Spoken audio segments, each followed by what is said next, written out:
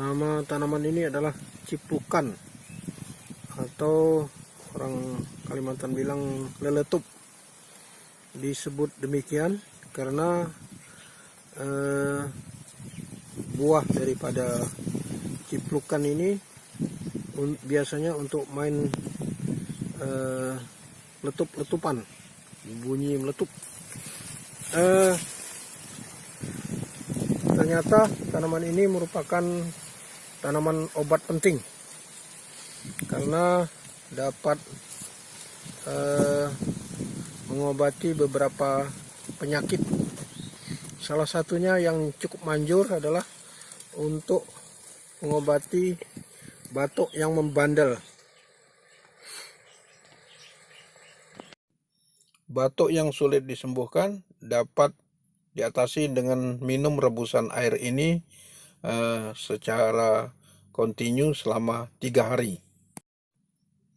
Untuk menggunakannya sebagai obat, kita pilih tanaman yang menjelang berbunga, karena pada saat tersebut kandungan zatnya masih cukup tinggi. Kemudian tanaman ini dikering anginkan agar racun-racun yang ada dalam tanaman itu menghilang.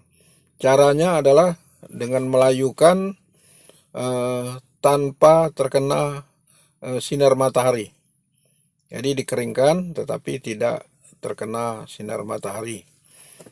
Kemudian kalau akan digunakan sebagai obat dalam waktu yang cepat, cukup dilayukan selama setengah hari atau 1 hari. Tetapi bila akan disimpan hari, kalau dapat dikeringkan anginkan selama 1 minggu. Setelah dikeringkan atau dilayukan, tanaman ini bisa langsung direbus. Kemudian 1 liter air menjadi tinggal 1 gelas. Nah, 1 gelas inilah yang diminum untuk obat batuk.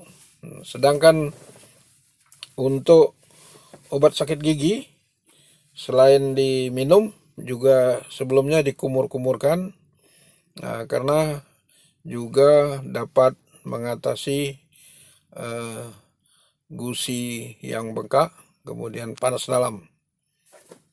Warga Tionghoa sering memanfaatkannya sebagai pencampur liang teh untuk mengatasi panas dalam.